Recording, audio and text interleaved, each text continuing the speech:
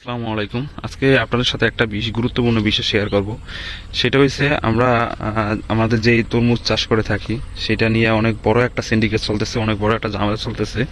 তো এই ভাই, এই প্রজেক্টের দায়িত্ব হচ্ছে এই ভাই আমাদের আনিস ভাই, আপনার যুব দলের সাধারণ সম্পাদক আমাদের ওয়ার্ডের, সে দায়িত্ব নিয়ে এই কাজ করাইতেছে।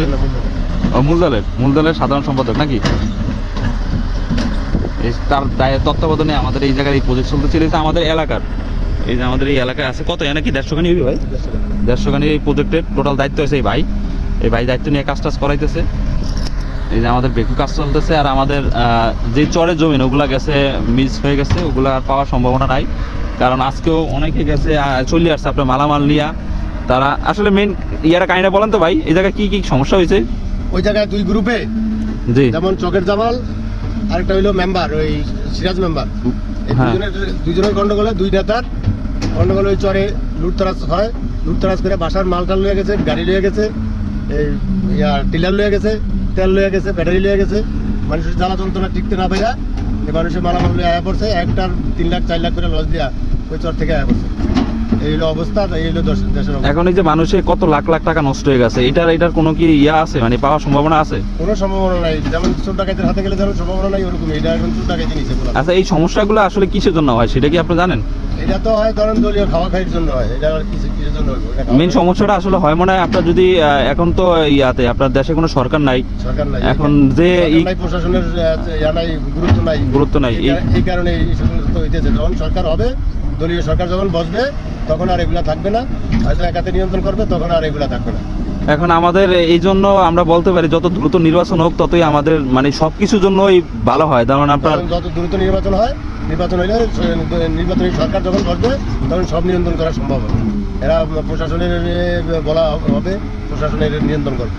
এখন তো সরকার নাই, কার কথা কে শোনে? মানে সবাই নেতা আর সবাই মানে লুটতরাজ করতে চায়। যখন তাড়াতাড়ি নির্বাচনটা হয়ে যাবে, হয়ে গেলে তারপরে সব।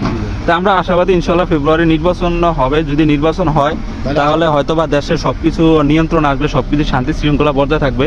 আর যতদিন পর্যন্ত সরকার গঠন না হবে ততদিন পর্যন্ত এইরকমই ঝামেলা হবে। আপনার ধরেন আমরা জমি রাখছি একজনের কাছ থেকে, এখন আরেক পার্টি এসে দাবি করে তারে আপনার এই জায়গা থেকে ভাগ দেওয়া লাগবে, অথবা তার জমি সেটা নিয়ে দাবি করে। আপনার চরের ম্যাক্সিমাম জমি এগুলো কিন্তু আপনার কোনো মালিকানা ভিত্তিক না, ঠিক আছে? এগুলো সব হচ্ছে আপনার কার্ডের জমি অথবা সরকারি জমি। এগুলো যেই সময় ক্ষমতা থাকে সেই সময় দল মানে ভোগ করে। তো সেই সুবাদে আমাদের এই জায়গায় আপনার অনেক মানুষ, আপনার যেই হিসাবে আপনার বলা ইয়াতে দৌলত খার যেই চরটার কথা বলতেছি আমরা, এখন যেটা আর কি মারামারি হয়েছে, আপনার মানুষের অনেক ক্ষয়ক্ষতি হয়ে গেছে। অলরেডি একটা চাষার যার আছে 10 খানি হেয়ার 3 লাখ টাকা 4 লাখ টাকা, যার 20 খানি আরো বেশি, এত টাকা লস দিয়েছে। তো এই বছর আল্লাহ পাক ভালো জানে কি হয় শেষ পর্যন্ত। কারণ আপনার দেখা যায় যে এই এখন কিছু করতে পারে নাই। আপনার এখন হয়তোবা যদি আপনার 100 টাকা পুঁজি নিয়ে যান, হয়তোবা 10 টাকা 15 টাকা আপনার খরচ করছেন, কিন্তু এখন আপনার 80 টাকা 85 টাকা এমন পুঁজি রয়ে গেছে। কিন্তু যখন আপনি 100 টাকায় পুঁজি ওই জায়গায় ইনভেস্ট করবেন, তখন যদি এই সমস্যা হয় তাহলে তো মানুষের অনেক বিশাল ক্ষতি হয়ে যাবে। তো সেই জন্য মানুষ সবকিছু চিন্তা ভাবনা করে এখন অনেক মানুষ এই বছর তরমুজ করা থেকে বিরত থাকবে। কারণ সরকার গঠন না হওয়া পর্যন্ত, দেশ নিয়ন্ত্রণ না আসা পর্যন্ত আপনার এইসব চাষবাস করা সম্ভব না। আর এটা আসলে আমাদের জন্য খুবই একটা দুঃখজনক। আমাদের বাংলাদেশ কৃষি প্রধান দেশ, আমাদের কৃষি দিয়া অনেক গুরুত্বপূর্ণ অবদান আমাদের এই বাংলাদেশে রাখে। কিন্তু এখন কিছু মানুষের জন্য আজকে কৃষি সেক্টরটা আপনার ধ্বংসের পথে নাকি। এই জায়গায় যদি তরমুজ চাষ হইতো, আপনার কয়েক কোটি টাকা এই জায়গায় আপনার লেনদেন হইতো, কত মানুষের হাজার মানুষের কর্মসংস্থান হইতো, সবকিছু আপনার এখন ধ্বংসের পথে। তো আমরা এটার মানে তীব্র নিন্দা জানাই। এটা যদি আমাদের জন্য যদি এটা সমাধান হয়, তাহলে আমরা যারা এই যে কৃষি চাষবাস করে থাকি, কৃষি মানে এখন আপনার তরমুজ চাষটা আপনার একটা অন্য লেভেলে চলে গেছে। এখন এটা কৃষি পর্যায়ে নাই। আগে মানুষ কৃষি চাষ করতো, অল্প কিছু ধান চাষ করতো, করতো, কিন্তু এখন এটা একটা শিল্প পর্যায়ে চলে গেছে। কারণ এক একটা প্রজেক্টে, এক একটা চরে আপনার কয়েক হাজার কোটি টাকা ইনভেস্ট করা হয়। আল্লাহ যদি তরমুজ দেয়, কয়েক হাজার কোটি টাকা এই জায়গা থেকে প্রফিট করা সম্ভব নাকি ভাই?